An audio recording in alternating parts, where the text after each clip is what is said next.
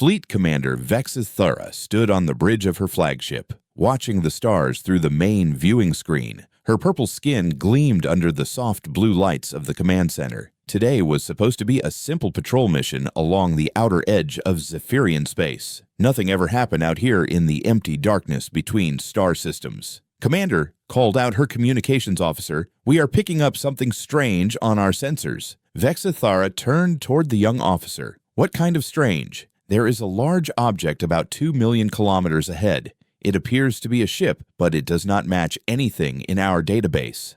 This was interesting. The Zephyrians had been exploring space for over 3,000 years. Their database contained information about every known species in the galaxy. If their computers could not identify a ship, it meant they had found something new. "Put it on the main screen," Vexithara ordered. The image that appeared made her step back in surprise. The ship was huge, much larger than anything she had ever seen. It looked like a giant metal mountain floating in space. The hull was dark gray and covered with strange bumps and ridges. Worst of all, the ship looked damaged. Bright streams of gas were leaking from several points along its side. "How big is that thing?" she asked.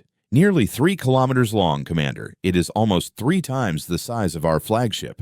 Vexithara felt a chill run down her spine. Who could build something so massive? And why would they make it look so ugly and crude? The ship had no smooth curves like Zephyrian vessels. Instead, it was all sharp angles and thick armor plating. "Are there any signs of life?" she asked. "We are not detecting any energy signatures, Commander. The ship appears to be dead in space." "What about those gas leaks?" Her science officer checked his instruments. "It looks like atmosphere venting from the hull. The ship has been damaged badly." Vexithara studied the strange vessel more carefully. Despite its size, the ship looked primitive. The hull appeared to be made of simple iron-based metals, not the advanced materials her people used. There were no visible shield generators or elegant weapon arrays, just thick armor and what looked like thousands of small openings across the surface. "What do you think those holes are?" she asked, pointing at the openings. "They could be sensor ports, Commander, or maybe airlocks." Something about those openings bothered her, but she could not figure out what. They were too regular, too carefully placed, almost like they had been designed for a specific purpose. "Send a message on all standard frequencies," she ordered. "Use the universal greeting protocol." For several minutes, they waited. The damaged ship continued to drift silently through space, leaving a trail of frozen atmosphere behind it. "No response, Commander." This was a difficult decision. If the ship contained survivors, they had a duty to help. But if it was some kind of trap, she could be putting her entire fleet at risk. The vessel was clearly from an unknown species, which meant it could have weapons or technology they had never seen before. "What is our fleet strength?" she asked. 15 ships, Commander. 5 heavy cruisers, 8 destroyers, and 2 science vessels. More than enough to handle 1 damaged alien ship, even a large one. Her ships carried the most advanced weapons in known space. Their plasma cannons could cut through any armor, and their quantum shields could stop any attack. "Move us closer, but keep our distance. I want to scan that ship more carefully." As they approached, more details became visible. The strange vessel was even more massive than it had first appeared. Its hull was covered with what looked like thick metal plates welded together. There were large rectangular sections that might have been cargo bays or hangar doors. And those thousands of small openings were everywhere, covering almost every surface. "Commander, I am getting some very strange readings from our deep scans." "What kind of readings?" "The interior of the ship is mostly hollow, but there are thousands of separate compartments, and there are what look like manufacturing facilities inside." "Manufacturing facilities? On a warship?" "Yes, Commander, large ones. This ship could build almost anything." This was getting stranger by the minute. Who would put factories inside a military vessel? It made no sense from a tactical standpoint. Factories were vulnerable and took up space that could be used for weapons or armor. "Are you sure there are no life signs?" "I am detecting some very faint energy readings deep inside the ship, but nothing that looks like active life support." Vexithara made her decision. "Take us to within 100,000 kilometers. Deploy our fighters in a defensive formation. If this is a trap, I want to be ready." As her fleet moved closer, she could see even more details. The ship's armor was incredibly thick, much heavier than anything a civilized species would need. The metal looked old and scratched, like it had been in many battles. There were scorch marks on several sections and what looked like impact craters from weapons fire. Commander, those openings in the hull are not sensor ports. What are they? Based on their size and positioning, they appear to be weapon ports, thousands of them. The chill Vex Athara had felt earlier turned into genuine fear. Thousands of weapons. That was impossible. No ship could carry that many guns and still function. The power requirements alone would be enormous. You must be mistaken. No species would build something like that. I am running the scans again, Commander, but the readings are consistent. This vessel appears to be designed entirely for combat. Vexthera looked at the drifting ship with new eyes. What kind of people would build such a thing? Ship so large it could carry entire armies, so heavily armed it could fight 100 battles, and so crude it looked like it had been hammered together in a scrapyard. Send another message. Tell them we are here to help. She waited, hoping for some sign that peaceful contact was possible. But the giant ship remained silent, drifting through the darkness like a sleeping metal beast. Whatever species had built it, they were unlike anything the galaxy had ever seen. Commander, should we attempt to board the vessel? Vex Athara hesitated. Every instinct told her to stay away from that ship, but her curiosity was stronger than her fear. This could be the discovery of a lifetime. Prepare a boarding party, she said finally, but keep our weapons ready. Something tells me we are about to meet a very dangerous species. Deep inside the hull of the massive ship, red warning lights began to flash. Computer systems that had been sleeping for months suddenly came alive. The ship's artificial intelligence, called Aegis, detected the approaching alien vessels and began its awakening protocols. Captain Sarah Chen felt the familiar tingle in her arms as the cryo-sleep pod slowly brought her back to consciousness. Ice crystals melted from her eyelashes as warm air flowed over her face. She had been asleep for 8 months, dreaming of home, while her ship drifted through the empty space between stars. "Good morning, Captain," said a calm computer voice.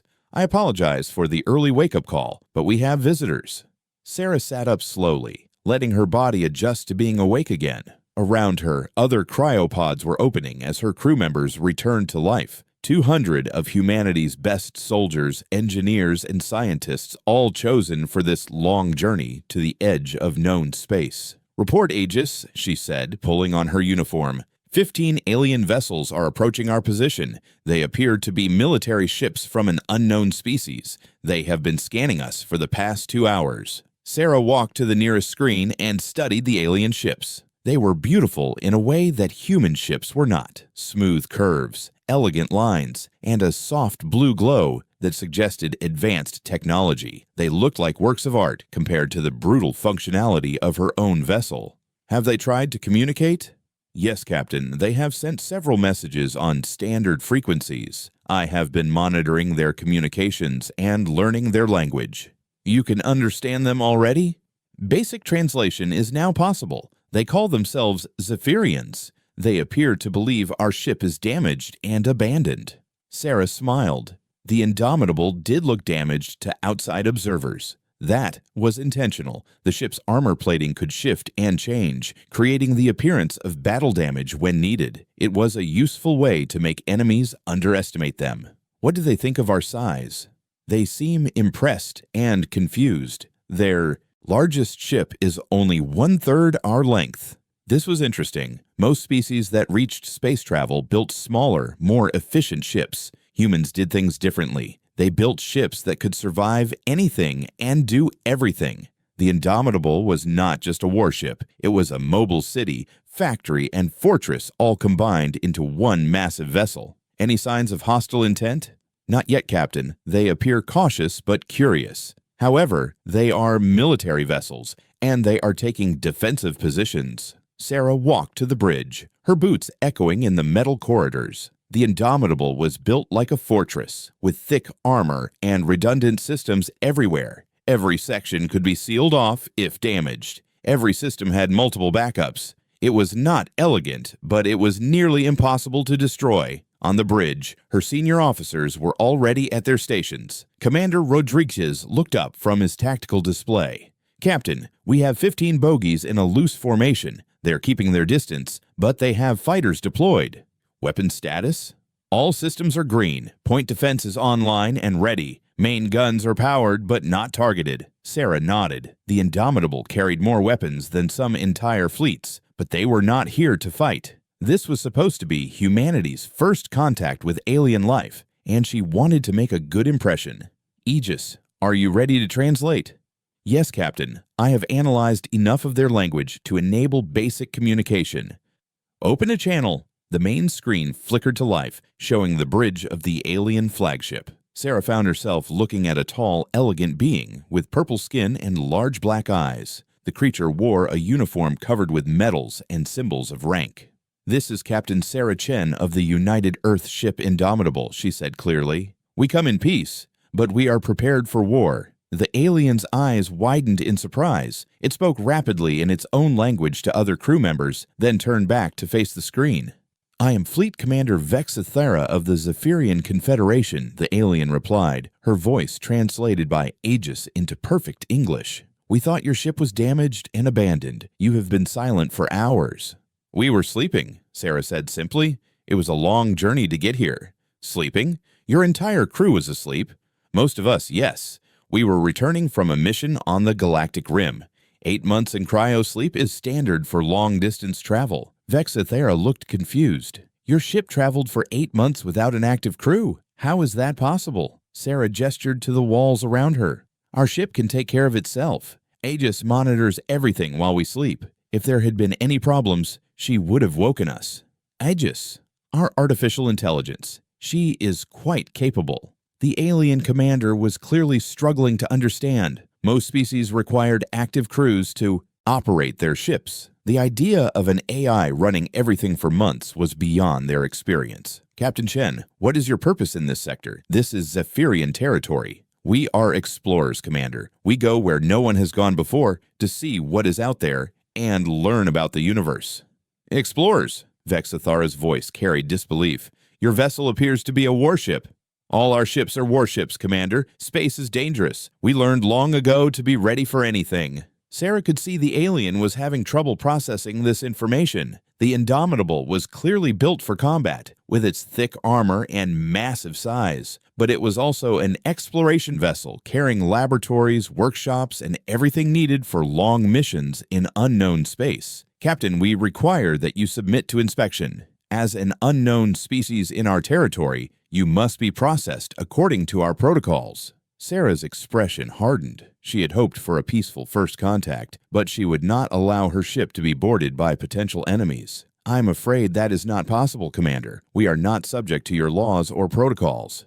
This is not a request, Captain. You will comply or face the consequences. The alien ships began to move into attack formation. Sarah could see the elegant vessels powering up their weapons and deploying additional fighters. Commander, she said calmly, I suggest you reconsider. You are outnumbered 15-1, Captain. Your ship may be large, but it is still just one vessel. Sarah looked at Rodriguez, who nodded and pressed several buttons on his console. Across the ship, thousands of weapon ports opened like flowers blooming in the sun. Point defense turrets emerged from hidden positions. Missile tubes loaded their deadly cargo. Rail guns extended from armored housings. In seconds, the Indomitable transformed from a damaged derelict into the most fearsome warship the galaxy had ever seen. Commander, Sarah said quietly, you are not outnumbered 15-1. You are outnumbered 1-1,000. Every single one of your ships is now targeted by multiple weapon systems. I suggest we continue this conversation in a more civilized manner. The silence on the alien bridge was complete. Vexithera stared at the screen in shock, finally understanding what they had stumbled upon. This was not just another species. This was something entirely new and terrifying. How many weapons does your ship carry? She whispered. Sarah smiled. Enough. Vexithara stared at her tactical display in disbelief. Moments ago, her sensors had shown one large but apparently harmless ship. Now the screen was filled with targeting locks. Hundreds of them. Her ships were being painted by more weapons than she had ever imagined possible. Commander, her weapons officer called out, his voice shaking. I am counting over 400 separate targeting systems aimed at our fleet. That is impossible, Vexithera whispered. No ship can carry that many weapons. But the evidence was right there on her screens. The human vessel had transformed before her eyes. What looked like simple armor plating had opened to reveal gun ports everywhere. The ugly, crude appearance had been hiding the most advanced weapons array she had ever seen. "Commander, they are targeting our engines, our weapons, and our life support systems individually. They know exactly where to hit us to disable our ships without killing the crews." The precision was terrifying. Her own people needed several seconds to get a proper targeting lock. The humans had done it in less time than it took to blink. On the main screen, Captain Chen sat calmly in her chair, as if pointing enough weapons to destroy a small planet at 15 ships was perfectly normal. "Commander Vexithera," the human said politely, "perhaps we should discuss this situation more reasonably." "You are threatening us," Vexithara managed to say. "Not threatening, demonstrating. You demanded that we submit to your authority. I am showing you why that will not happen." Vexithara's mind raced. Her ships carried the most advanced weapons in known space. Their plasma cannons could cut through any known armor. Their quantum shields could stop any energy attack. But looking at the human ship, she realized all of that was useless. "Your weapons fire plasma and energy," Captain Chen continued, as if reading her thoughts. "Our ships are designed to fight enemies who use kinetic weapons, solid projectiles moving at tremendous speeds. Your shields will not stop them."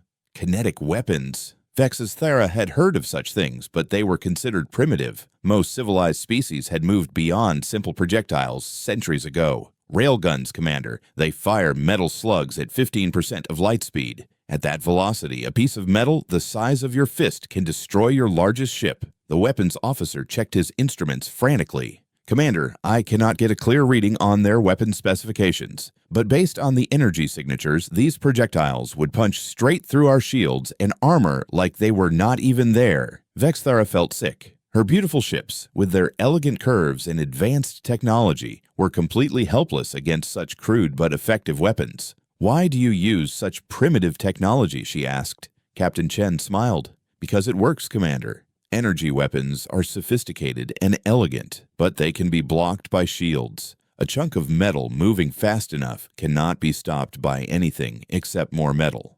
This was a completely different way of thinking about warfare. The Zephyrians, like most advanced species, had focused on making their weapons more sophisticated and elegant. The humans had focused on making them unstoppable. "Aegis," Captain Chen said to her ship's computer, "please show Commander Vexithera what one of our standard rounds looks like." A new image appeared on Vexithara's screen. It showed a metal projectile about the size of her hand. It looked simple or almost crude, just a pointed piece of dense metal. "This weighs 50 kilograms, Captain Chen explained.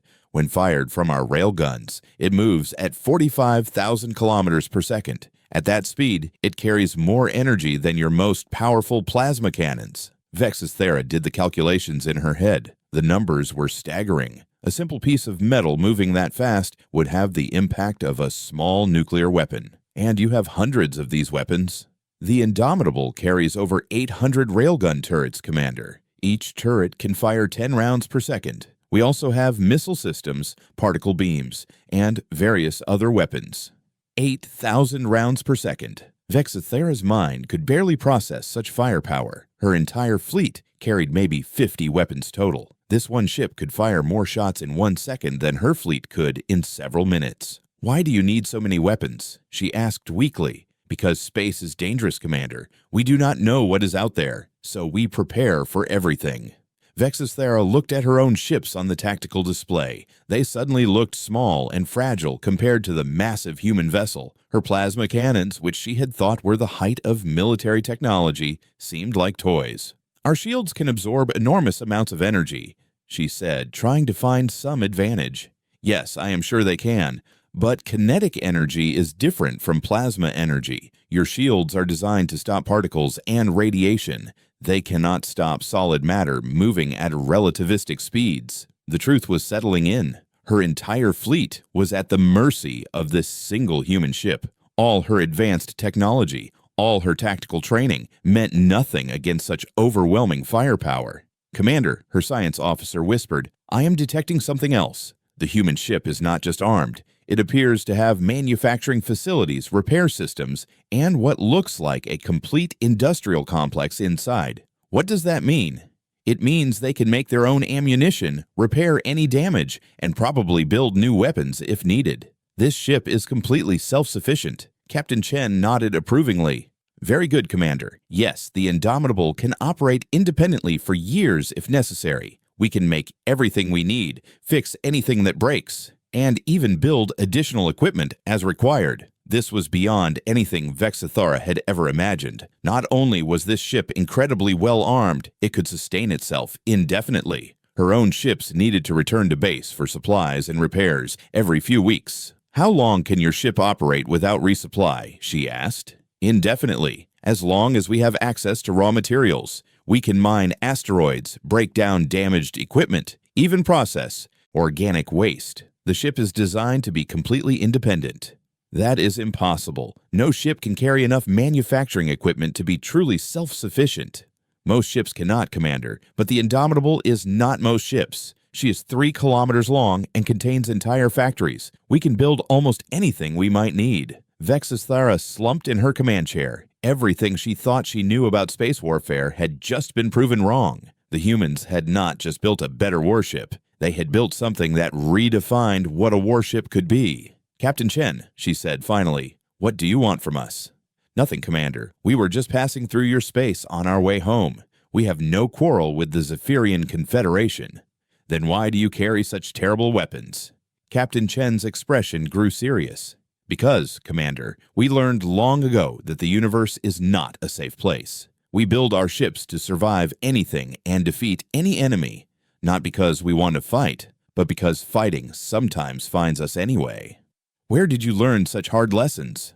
On our homeworld, Commander. Earth taught us that only the strong survive. We carried those lessons with us to the stars. Vexithara looked at the human captain with new understanding. These were not just warriors. They were survivors, a species that had learned to be prepared for any threat. Will you attack us? She asked quietly. Not unless you force us to, Commander. We prefer to make friends, not enemies. For the first time in her career, Vexithara felt truly outmatched. But strangely, she also felt curious. What kind of world could produce such remarkable beings? The space around the human ship suddenly filled with new contacts. 50 Zephyrian warships dropped out of faster-than-light travel in perfect formation. At their head flew a massive battlecruiser, twice the size of Vexithara's flagship. This is Admiral Kethmore of the Zephyrian War Fleet, came a new voice over the communications channel. The Admiral's image appeared on Captain Chen's screen. He was larger than Vexithara, with deep purple skin marked by battle scars and medals covering his chest. Commander Vexithara, report immediately, the Admiral commanded. Vexithara's voice was shaky as she responded. Admiral, we have encountered an unknown species. They are highly advanced. I can see that, Commander. One ship against your entire patrol fleet, and you have not destroyed it. Explain. Captain Chen spoke before Vexithara could answer. Admiral, I am Captain Sarah Chen. Your commander has been very professional. There is no need for hostility. Admiral Kethmore studied the human carefully. You are the alien captain. I have been briefed on your ship's size, but size means nothing without proper weapons. You will surrender immediately, or my fleet will destroy you. Admiral. Vexithara interrupted desperately. Their weapons. Silence, Commander. I will handle this. The Admiral turned back to Captain Chen. You have 10 seconds to lower your defenses and prepare to be boarded. Captain Chen sighed. Aegis, please show the Admiral our full defensive posture. The Indomitable's hull began to change again. More armor plates shifted. Additional weapon ports opened. Turrets emerged from hidden positions. The ship seemed to grow even larger as systems deployed that had not been visible before. Admiral, Captain Chen said calmly, you now have 50 ships. I still have 800 railgun turrets, each capable of destroying any vessel in your fleet. The mathematics have not changed in your favor. Admiral Kethmore looked at his tactical display and his confidence wavered. His officers were calling out targeting data and the numbers were staggering. Sir, the alien vessel is targeting every ship in our fleet simultaneously. I count over 2,000 individual weapon locks. 2,000? That is impossible. Captain Chen nodded to her weapons officer. Commander Rodriguez, please show them our secondary weapons. New contacts appeared on the Zephyrian screens. Hundreds of small objects launched from the human ship. They looked like tiny fighters, but they moved with perfect coordination.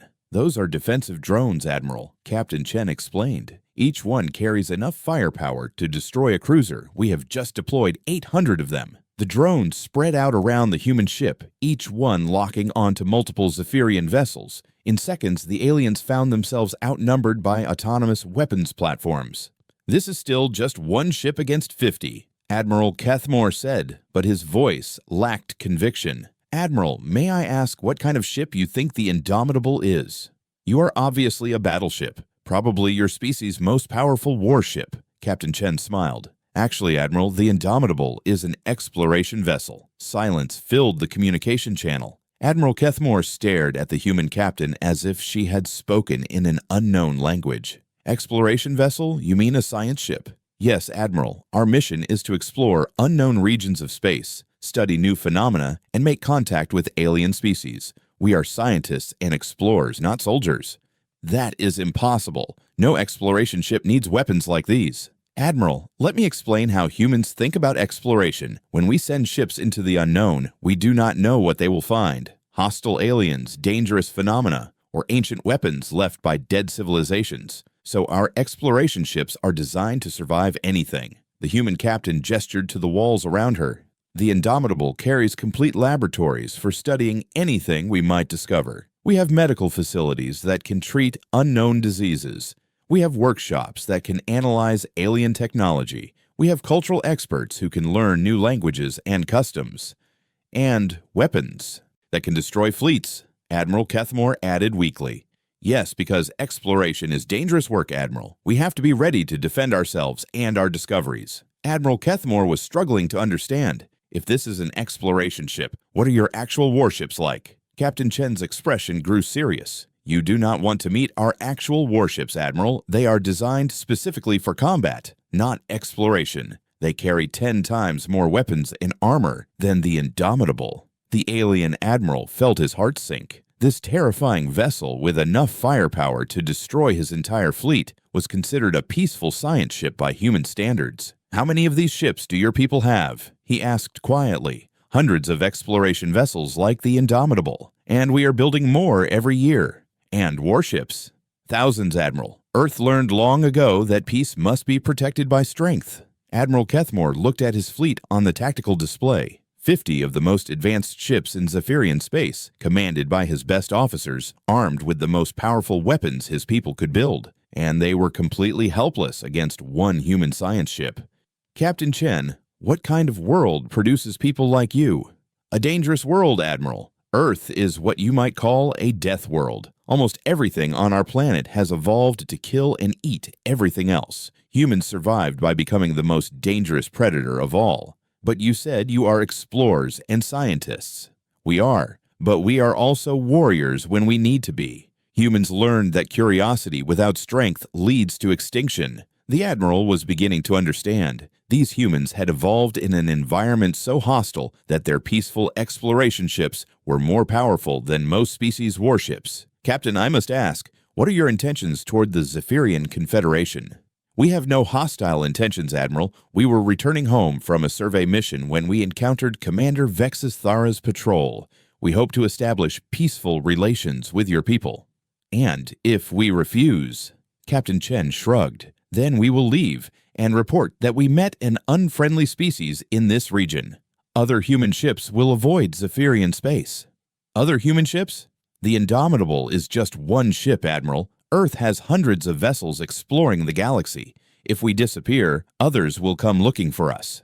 Admiral Kethmore realized the full scope of what they had encountered. Not just one powerful ship, but an entire civilization of such vessels. A species that could build hundreds of ships like the Indomitable and send them across the galaxy to explore. "Admiral," his communications officer whispered, "long-range sensors are detecting movement on the edge of our space. Multiple contacts approaching at high speed." "More human ships?" Captain Chen checked her instruments. "No, Admiral, those are Zephyrian vessels. Probably reinforcements you called before arriving." Admiral Kethmore had indeed called for backup. Another 100 ships were approaching the area. "Captain, When they arrive, you will be outnumbered 150 to 1. Captain Chen looked completely unconcerned.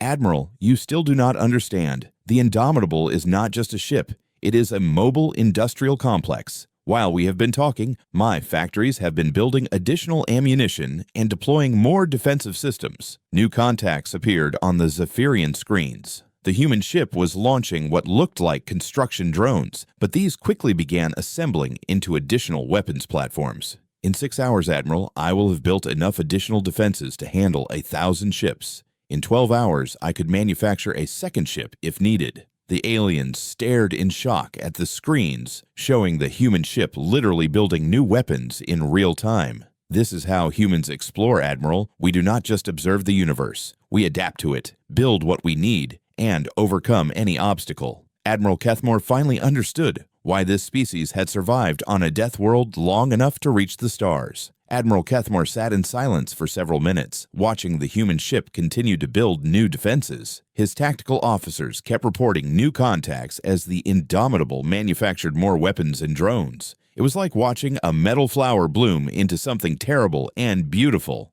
Captain Chen, he said finally, I must ask you something. If your people are so powerful, why do you explore at all? You could simply take what you want from other species. Captain Chen's expression softened. That is an interesting question, Admiral. May I show you something?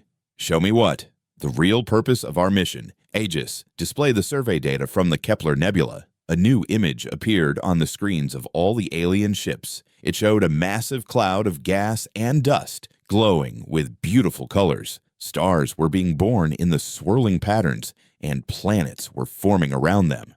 We spent 8 months studying this nebula, Admiral. It is a stellar nursery where new solar systems are being created. We watch stars being born.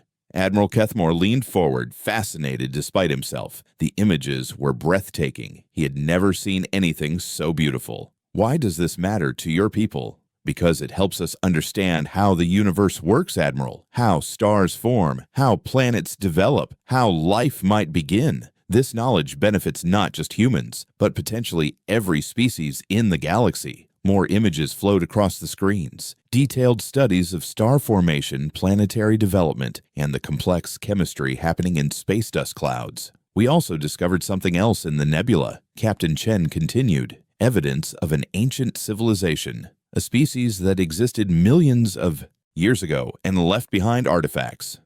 What kind of artifacts? Technology, Admiral, advanced technology that could help many species solve problems like disease, hunger, and energy shortage. We studied these artifacts and learned from them. Admiral Kethmore was beginning to understand. You share this knowledge with others?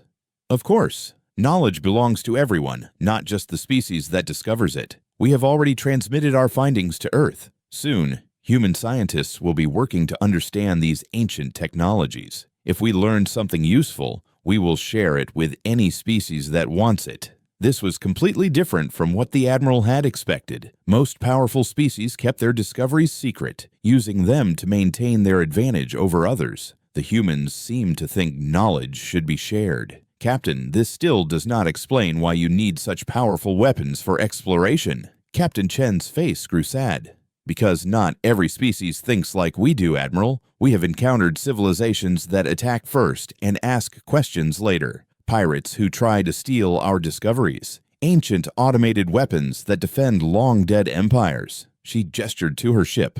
The Indomitable has been in 43 separate battles during its 5 years of service. We have fought space pirates, hostile aliens, and ancient war machines left behind by extinct species. Every time, we tried peaceful contact first. And when peaceful contact failed, then we defended ourselves, Admiral. We destroyed enemies that threatened not just us, but potentially every peaceful species they might encounter later. Admiral Kethmore was starting to see the bigger picture. The humans were not conquerors. They were guardians, protecting the galaxy from threats while seeking knowledge and understanding. You said you share your discoveries. Have you shared military technology as well? When appropriate, yes. We have helped several species defend themselves against common threats, pirates mostly, and one particularly aggressive species called the Devourers. The Devourers! We have heard rumors of them, ships disappearing on the outer rim. Not rumors, Admiral. They are real, and they are expanding toward the inner galaxy. We encountered them near the Kepler Nebula. They attack any ship they find and harvest the crew for food. A chill ran through Admiral Kethmore. How many ships did you lose fighting them? None, Admiral. We destroyed their entire attack fleet. 47 ships. 47 ships? The Indomitable alone? Yes. It was not even a difficult battle. Their technology was advanced, but not as advanced as ours. The Admiral realized that the humans had probably saved countless lives by eliminating that threat. His own people had lost several ships in the Outer Rim and assumed they were accidents. Captain Chen, why do your people do this? Why risk your lives to protect species you have never met? Captain Chen smiled. Because that is what intelligent beings should do, Admiral. We explore to learn, we learn to understand, and we understand to protect. The universe is vast and dangerous, but it is also beautiful and full of wonders. Someone needs to make sure peaceful species can survive to see those wonders. Even species like us, who just threaten to destroy you. Especially species like you, Admiral. The Zephyrians have built a peaceful civilization that has lasted thousands of years. That is something worth protecting. Admiral Kethmore looked at his own ships on the tactical display. Beautiful, elegant vessels built for exploration and trade, not for serious warfare. His people had been lucky to live in a relatively peaceful region of space. What would happen if we encountered these devourers? Your ships would be destroyed quickly, Admiral. Your weapons are designed for fighting other civilized species with similar technology. The devourers use different tactics and have adapted their ships specifically for destroying other vessels. But your ship could protect us? One Indomitable could protect this entire sector, Admiral, but we cannot be everywhere at once. Admiral Keithmore made a decision that would change the future of his people. Captain Chen, would your people be willing to teach us how to better defend ourselves? Of course, Admiral. We can share defensive technologies and tactical information. We can also establish regular patrol routes to help protect Zephyrian space until you can upgrade your own defenses. What would you want in return? Friendship, Admiral. Cultural exchange. Perhaps some of your people would like to join our exploration missions. We could learn much from each other. The alien Admiral felt a weight lifting from his shoulders. Instead of facing a terrifying new enemy, his people might gain powerful allies and protectors. Captain, I have one more question. You said the Indomitable is an exploration ship. Would it be possible for some of my people to see inside it? Captain Chen grinned. I was hoping you would ask, Admiral. Would you like to come aboard? I can show you our laboratories, our workshops, and our cultural centers. You might be surprised by what you find. Cultural centers. On a warship, Admiral the Indomitable carries the best of human art, music, literature, and philosophy. When we explore the unknown, we bring our culture with us. It reminds us of what we are protecting and what makes life worth living. Admiral Kethmore looked at Commander Vexithera, who nodded eagerly. Permission granted, Captain. I would be honored to visit your ship. Excellent, Admiral, and please bring your best scientists and engineers. We have much to show you. As the alien shuttles approached the human ship, Admiral Kethmore reflected on how wrong his first impressions had been. The Indomitable was not just a weapon. It was a library, a workshop, a laboratory, and a home for people who had dedicated their lives to understanding the universe. Admiral, Vexthara said quietly, I think we are about to meet the most remarkable species in the galaxy. I think you are right, Commander, and I hope they will consider us worthy of friendship. The massive docking bay of the Indomitable opened to receive them, and Admiral Kethmore saw human crew members waiting to welcome their first alien visitors. They were smaller than he had expected, but their eyes held the same curiosity and intelligence he had seen in Captain Chen. Behind them, he could see corridors lined with artwork from dozens of worlds, laboratories filled with advanced equipment, and libraries containing the knowledge of countless civilizations. These were not just warriors or explorers. They were the guardians of galactic civilization, and they had just offered to share their wisdom with the Zephyrian people. For the first time in years, Admiral Kethmore felt hope for the future of the galaxy.